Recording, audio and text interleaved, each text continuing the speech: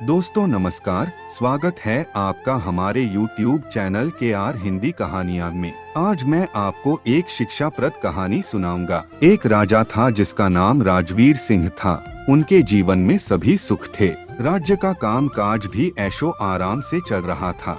राजा के नैतिक गुणों के कारण प्रजा भी बहुत प्रसन्न थी और जिस राज्य में प्रजा खुश रहती है वहाँ की आर्थिक व्यवस्था भी दुरुस्त होती है। इस प्रकार राज्य के प्रत्येक क्षेत्र में सुख समृद्धि फैली थी। राज्य और प्रजा में इतनी खुशहाली के बाद भी राजा दुखी था क्योंकि उसकी कोई संतान नहीं थी। यह गम राजा को अंदर ही अंदर सताता रहता था। प्रजा को भी इस बात का बहुत दुख था।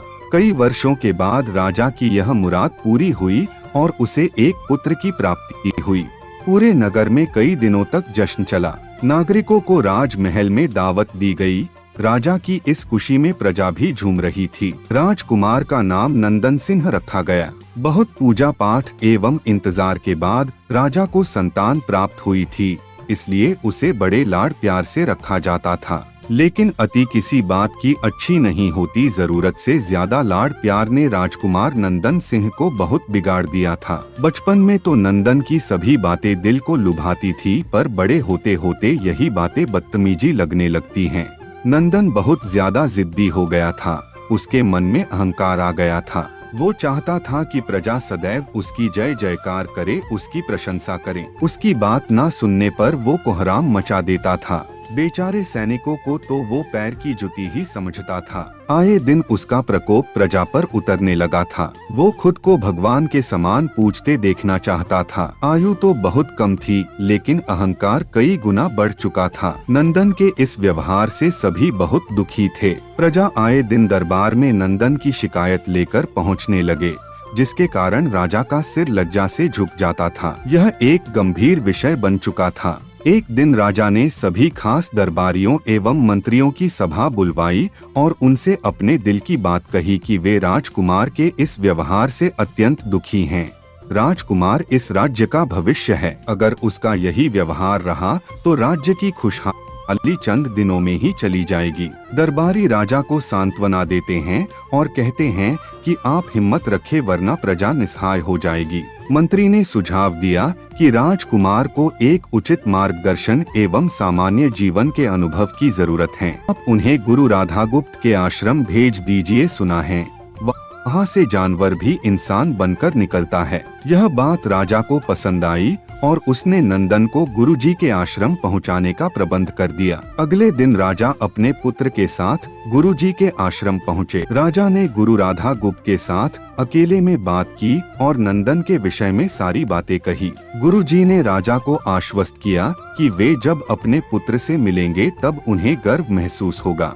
गुरुजी के ऐसे शब्द सुनकर राजा को शांति महसूस हुई और वे सहर्ष अपने पुत्र को आश्रम में छोड़कर राजमहल लौट गए। अगले दिन सुबह गुरु के खास चेले द्वारा नंदन को भिक्षा मांगकर खाने को कहा गया, जिसे सुनकर नंदन ने साफ इनकार कर दिया। चेले ने नंदन से कह दिया कि अगर पेट भरना है तो भिक्षा मांगनी होगी और भिक्षा का समय शाम तक ही है, अन्यथा भूखा रहना पड़ेगा। नंदन ने अपनी अकड़ में चेले की बात नहीं मानी और शाम होते होते उसे भूख लगने लगी, लेकिन उसे खाने को नहीं मिला। दूसरे दिन उसने भिक्षा मांगना शुरू किया। शुरुआत में उसके कड़वे बोल के कारण उसे कोई भिक्षा नहीं देता था, लेकिन गुरुकुल में सभी के साथ बैठने पर उसे आधा पेट भोजन मिल जाता था। धीरे धीरे उसे मीठे बोल का महत्व समझ आने लगा और करीब 1 महीने बाद नंदन को भर पेट भोजन मिला, जिसके बाद उसके व्यवहार में बहुत परिवर्तन आ गया। इसी तरह गुरुकुल के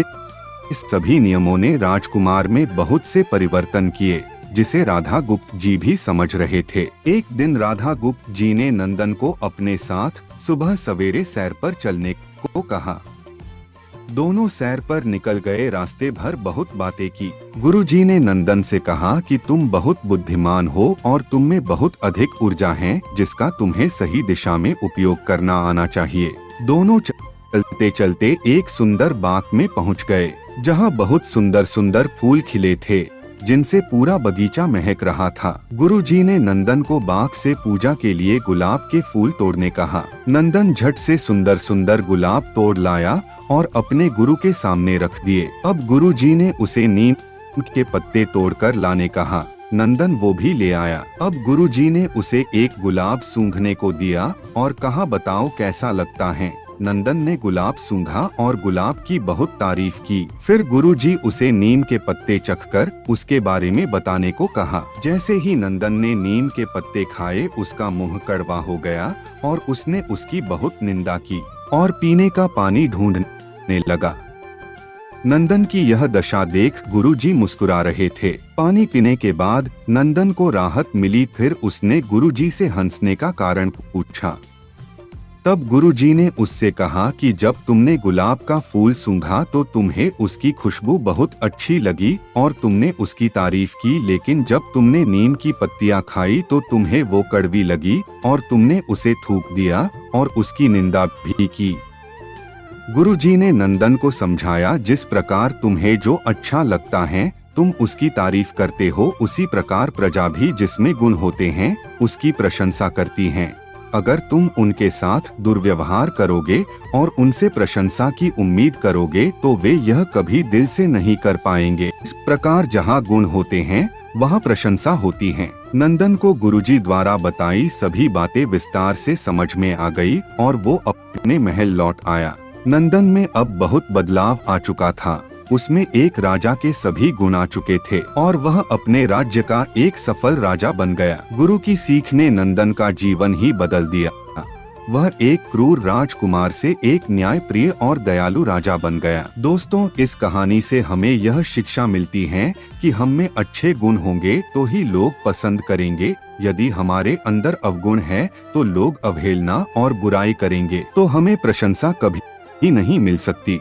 कहानी सुनने के लिए धन्यवाद। दोस्तों, कहानी कैसी लगी बताइएगा जरूर। यदि आप मेरे चैनल पर नए हैं तो चैनल को सब्सक्राइब करें और घंटी वाला बटन जरूर दबाएं ताकि आपको आने वाली नई कहानी की नोटिफिकेशन मिल सके। कहानी अच्छी लगी हो तो लाइक और शेयर करना मत भूलना। मिलते हैं नई कहानी के साथ। नमस्कार।